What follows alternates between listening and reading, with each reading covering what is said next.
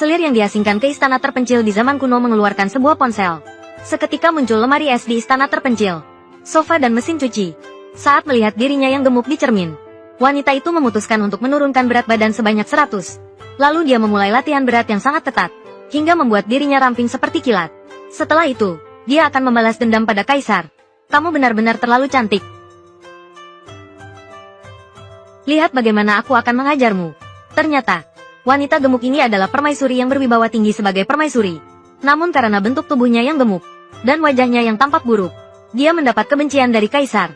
Bahkan putra mahkota pun tidak mau mengakui dia sebagai ibunya. Hari itu, saat upacara doa, permaisuri tidak sengaja merobek bajunya. Kaisar marah dan mencelanya karena melanggar norma kesusilaan. Tidak sedikit pun menunjukkan sikap sebagai permaisuri. Kemudian kaisar meminta Selir Cui untuk menggantikan permaisuri dalam upacara doa. Saat mereka saling bertukar tempat, Selir Cui yang jahat dengan sengaja mendorong permaisuri dari tangga. Kaisar menuduhnya bersikap tidak pantas di depan raja. Permaisuri diasingkan ke istana terpencil. Selir Cui ingin merebut posisi permaisuri. Diam-diam Selir Cui datang ke istana terpencil. Dengan kejam dia menjebak permaisuri. Kebetulan saat itu seorang dokter medis dari era modern mengalami kecelakaan mobil. Secara tak sengaja jiwanya tertransmigrasi ke tubuh permaisuri. Mengingat kembali apa yang dialami oleh pemilik tubuh asli, dia memutuskan untuk memperjuangkan keadilan bagi pemilik tubuh asli. Tanpa basa-basi dia langsung menamparkan Selir Cui. Berani-beraninya kau memukulku. Aku memukulmu karena kau tak tahu sopan santun. Melihat aku, kau masih belum bersujud memberi hormat. Selir Cui mengandalkan kasih sayang kaisar padanya. Sama sekali tidak menghormati permaisuri. Bahkan berani memarahinya. Kau hanyalah seorang wanita yang telah dibenci oleh kaisar. Permaisuri dengan tegas menyatakan kaisar tidak akan mencabut gelar permaisuri darinya. Sesuai dengan aturan istana, Selir seharusnya langsung memberi hormat saat melihatnya. Sekarang menjadi tidak menghormati hierarki. Segera memerintahkan pelayan untuk menamparnya 20 kali. Awalnya pelayan sedikit takut.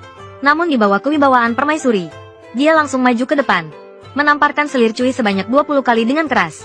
Tepat saat itu, kaisar datang ke istana terpencil. Kebetulan melihat Selir Cui sedang dihukum. Kaisar, akhirnya Anda datang. Saya hampir mati dipukuli oleh permaisuri. Selir Cui sengaja berpura-pura tampak menyedihkan untuk mendapatkan simpati dari kaisar. Berbohong bahwa permaisuri berpura-pura bunuh diri.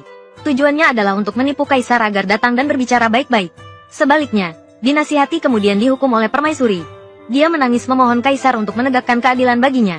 Permaisuri melihat Selir Cui memutarbalikkan fakta. Di hadapan kaisar masih ingin memukul Selir Cui dengan marah. Putra mahkota tiba-tiba maju ke depan, mendorong permaisuri sekali. Dengan marah menyuruh permaisuri menjauh dari Selir Cui. Permaisuri melihat anaknya yang ia rawat selama 10 bulan kehamilan. Ternyata mengakui Selir Cui yang kejam sebagai ibu angkat. Dalam kemarahan, berniat memberinya pelajaran. Dalam kemarahan, menyebut dia sebagai serigala ingkar dan serigala